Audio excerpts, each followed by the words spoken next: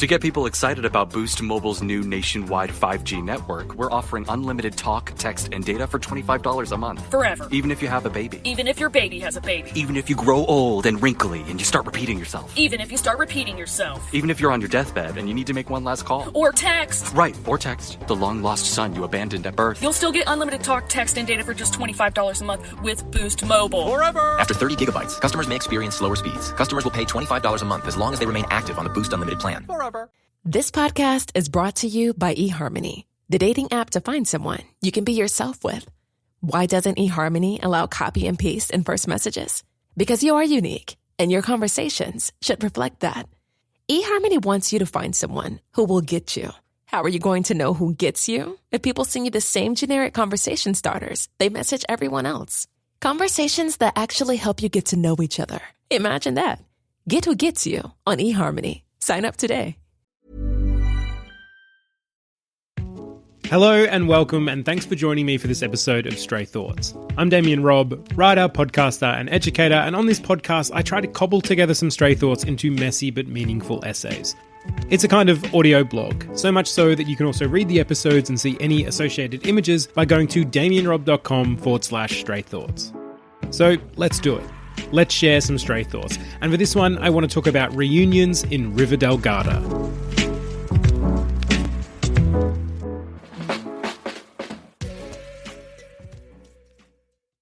We met in Roverto.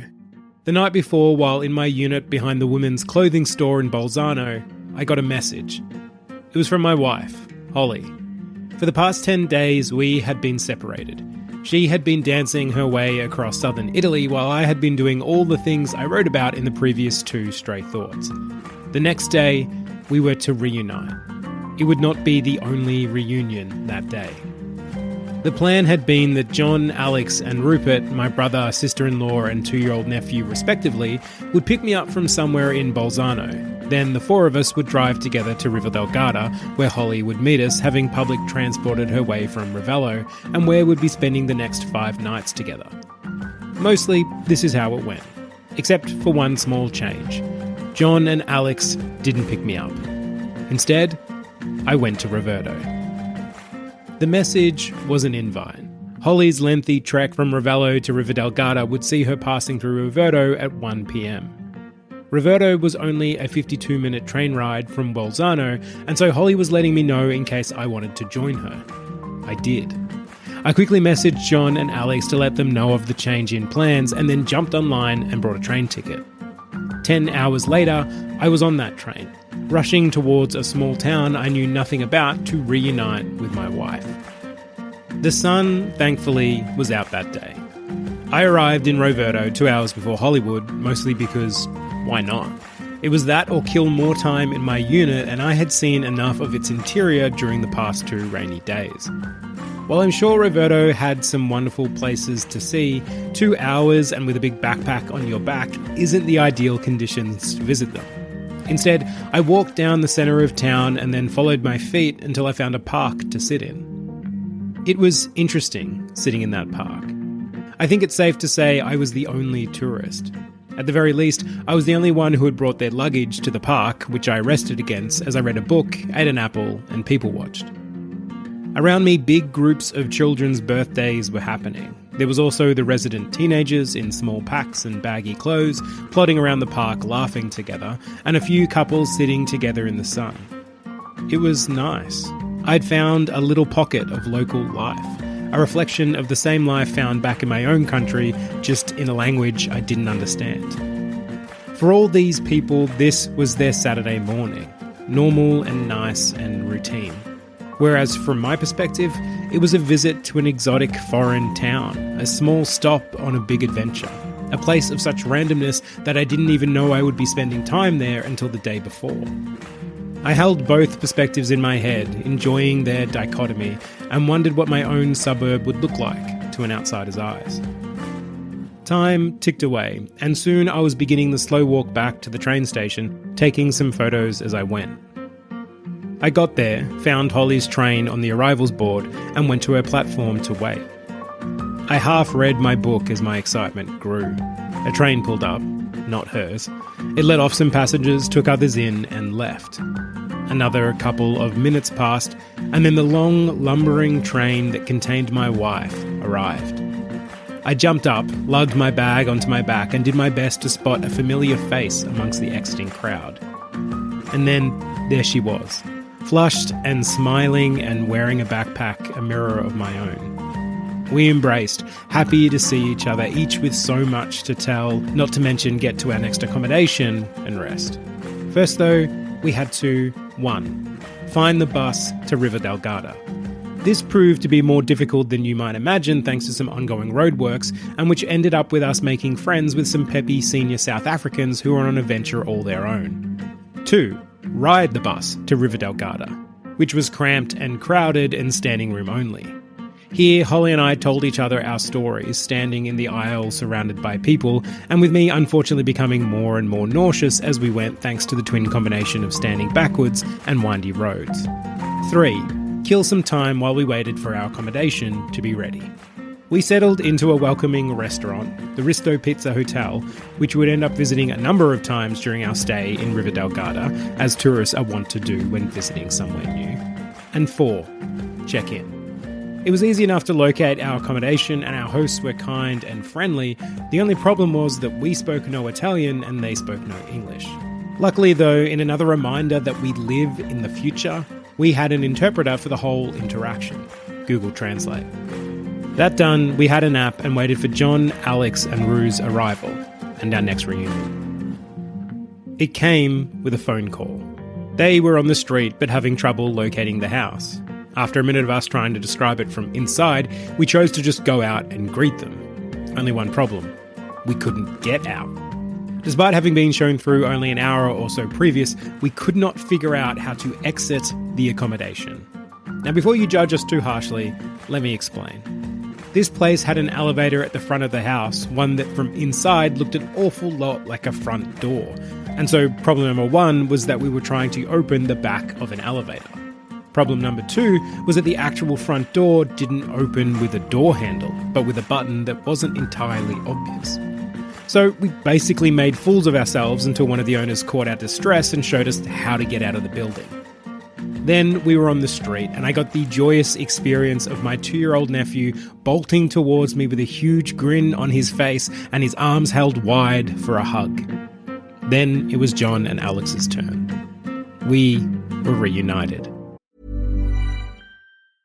If you're taking care of a senior loved one, then you know it can be hard. Remember, it's okay to ask for help. There's a reason why 29 million families have turned to Care.com. Experienced senior caregivers can help with everything from meal prep to taking your loved one to doctor's appointments. And every caregiver you hire is background checked, so important for peace of mind. Find full-time, part-time, or even occasional help that fits your family's schedule and budget.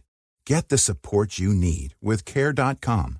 This summer, Instacart presents famous summer flavors coming to your front door. Or pool. Or hotel. Your grocery delivery has arrived, sir. That was faster than room service. No violins in the lobby.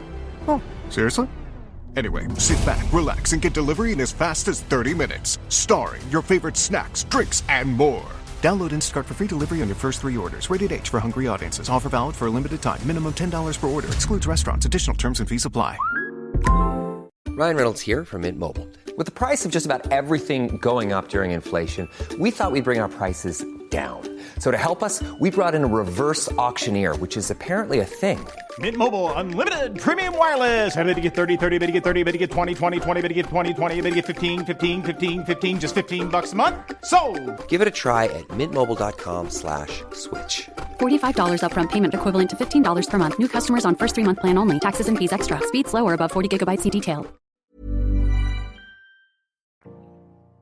The town of Riva del Garda is first and foremost beautiful. A mix of faux tropical and old world Italian with tall, colourful buildings, winding cobbled streets, and located around the tip of Lake Garda. Riva, as it's more colloquially known, is a tourist town and so has that strange feel of joyous temporary life with most of the local businesses catering to tourists in one way or another. While we were there, it was sunny and bright, and while the water was much too cold to ever consider swimming in, we nonetheless managed to get the feel of being on a summer holiday. That first day, as John and Alex and Rue settled in, Holly and I decided to go and look at the lake the town was named for. The walk from our accommodation to the main street took about 15 minutes or so, and was one we would take many times during our stay there. The main street, Viale Reverto, was to me reminiscent of walking along the main streets of the beach towns here in Australia. Lined with busy sidewalks and palm trees, and full of hotels and restaurants, bars and shops, all of which entirely hid the view of the lake hiding behind them. We found a path that snaked past all this infrastructure and exited out to our first view of the lake. It was something. The water is first steel blue and contemplative before it shifts to aqua, then green, becoming more vibrant with each change in light. Low mountains border each side of the lake, which stretches off into the distance, wide and long enough to fool you into thinking it could almost be an ocean. It has a short cobble beach just before the water, and behind that is a lawn of lush, welcoming grass, inviting you to sit a while. Side note here. Let's talk about how much better grass is than sand when accompanying a body of water. It is soft and cooling when need be, absorbs any water that may drip off you, and unlike the incalculable grains of sand that will stick to you and your possessions when you leave a beach, the blades of grass have the good grace to stay where they are when you pack up and go. Add to this that you can have trees growing from the grass to provide some oh-so-necessary shade, and it's not even a competition. I am pretty lukewarm when it comes to a beach day, but a lake day is right up my alley. On day 2 of our reunion, we did some exploring. We walked at the pace of a 2-year-old into the old town to marvel at the buildings and wind through its streets, stopping to enjoy a coffee and a pistachio croissant. Then we made our slow way back up along the lake before stopping to dip our feet in, look at some incredibly laid-back and confident ducks, and do some reading/play on some play equipment. We then returned to our accommodation for a chill night in as the day's sun got replaced for rain and lightning. On day 3, we went on a boat, and in so doing made ourselves a catchphrase. The day started much as the previous one had. We got ourselves ready, dawdled down to the old town, and made our way through it to the dock beyond. As we approached our boat, I carried Rue mostly as a way to speed things up. He is 2 years old and bilingual, with his little brain presently in the process of completing the mammoth task of trying to learn and untangle 2 languages, German and English. Because of this, he speaks a bit of both, as well as a language all his own, an adorable garbled mix of words. This, I feel, won't last long. I expect by the next time we visit, he will have mastered his words. But for now, he sits in that space where whatever he says is inherently a bit cute. I was rambling away at him, commenting on the things around us and the day ahead, barely paying attention to what I was saying, just doing what I could to entertain him, right up until he parroted one of my sentences back at me. The line in question? Holy moly, we're on a boat! Is it a good catchphrase? Not particularly. But he said it with such a level of toddler excitement and enthusiasm that it instantly gained quotable status. Add to this that he also misquoted it 9 times out of 10 as moly moly, we're on a boat, and it quickly became the saying of the trip. I expect it'll eventually become the kind of thing that we'll one day say to a teenage Rupert, who will then roll his eyes while wondering at the strangeness of adults. It should be fun. With those words declared and repeated, our boat pulled away from the dock and we're out on the open water. That same water came splashing down all around us, not from the sky but from the boat's canvas top as it had collected there from the previous night's rain and was now being displaced thanks to the boat's movement. We managed to dodge most of it and then turned and watched Riva Garda shrink as we moved away from it. The day was sunny and gentle, the wind off the water crisp and clean. Around us, the low, rocky mountains spotted with bridges and buildings grew and receded as we first approached, then pulled away from them. I snapped photos in a desperate attempt to capture it all, but never quite managing to. We were heading for Limona, a small cliffside town only partway up the giant lake. As the name would suggest, there is a theme to this town as they have fully embraced the humble lemon. In the town's many stores, you will find the round yellow citrus fruits readily available to buy in every form of lemon product imaginable. It is also present in the town's decor, showing up on signs and tiles, curtains and carpets. Limona is the kind of town made for a day visit. It is all souvenir shops and places to eat, bustling with people slowly walking its steep, layered streets. We did exactly what was expected of us in a town like this. We had a bite to eat, bought a few little things, and wandered around all its nooks and crannies, ensuring we had laid eyes on all of it before stopping to allow the boy to have a play on some play equipment at the top of the cliff. Holy moly, we're in a playground! We got the return boat back to Riva, and Holly and I spent the afternoon at a lakeside bar, reading and writing. That night we left John and Rupert at the house, and Alex, Holly and I treated ourselves to dinner at a castle, only a short walk from our accommodation. Having looked at the lake, relaxed by it, and boated on it, on day 4 it was time to walk around it. Or at least walk around a tiny fraction of it, because as mentioned, the lake is freaking huge. We went our separate ways. Alex, John and Rue went to a theme park called Garda Land, full of rides, aquariums and creepy pig statues, while Holly and I once more walked up and through the old town, past the dock and to the beginning of a walking and cycling track.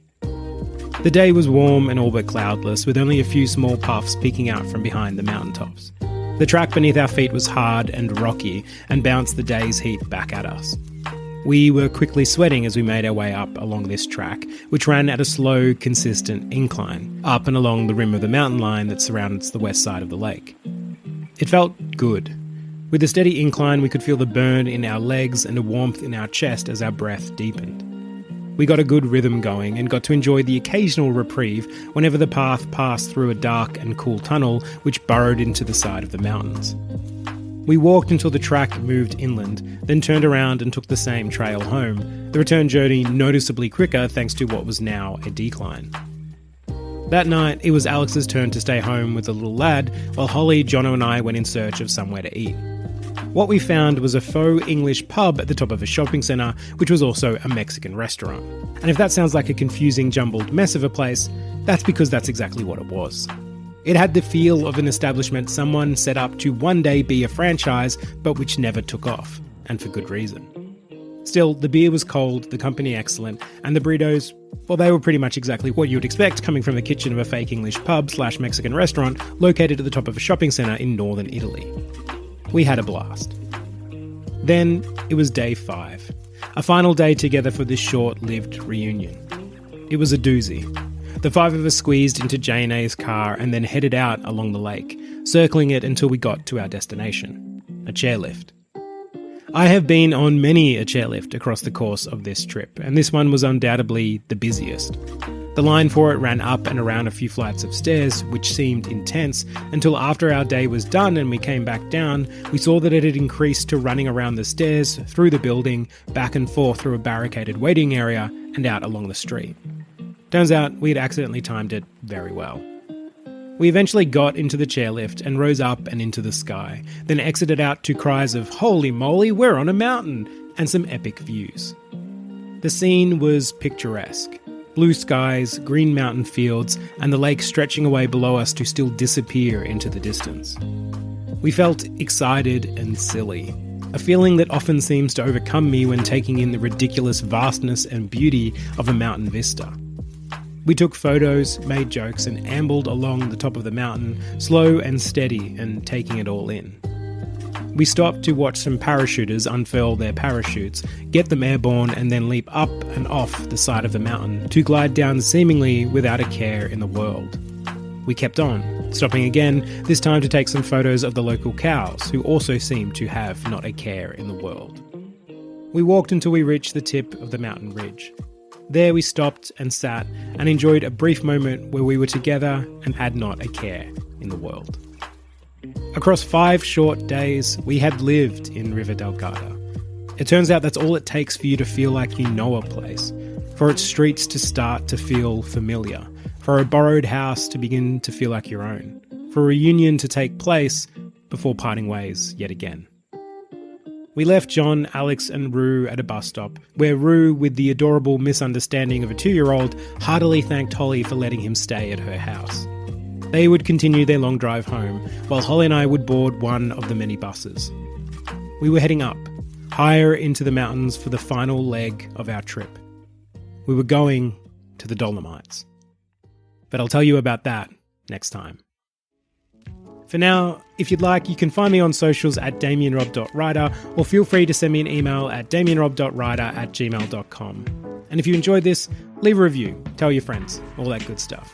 Otherwise, I look forward to talking to you next time and sharing some more stray thoughts. And until then, I'll just say, holy moly, and thanks for listening.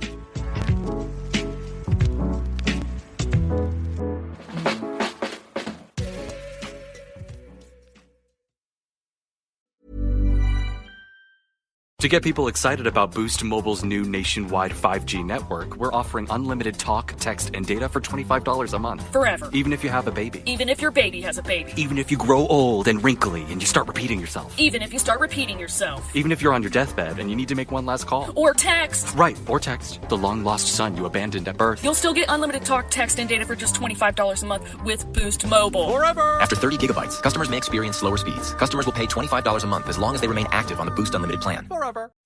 When you visit a state as big and diverse as Texas, there are a million different trips you can take. Let's say you've got an appetite for whitewater kayaking. You can get your own, so this is why they call it Devil's River, trip to Texas. Or maybe you have an actual appetite. I'll take a pound of brisket, 6 ribs, 3 links of sausage, and a piece of pecan pie. Trip to Texas. Go to TravelTexas.com/get your own for the only trip to Texas that matters. Yours. Get away with friends to the laid-back Maryland coast, where you can catch up while casting off and hang 10 while hanging out, where a day on board is never boring and full throttle is half the fun, where you can sink a putt, raise a glass, and there's always room for one more round. Ocean City, Maryland, somewhere to smile about. Book your trip at OCOcean.com. Vitamin Water is from New York. We needed a drink that can keep up with the music scene in the city. We got to see our favorite DJ perform in Brooklyn at 3 a.m. or sing karaoke in the Village, also at 3 a.m. Drink Vitamin Water. It's from New York.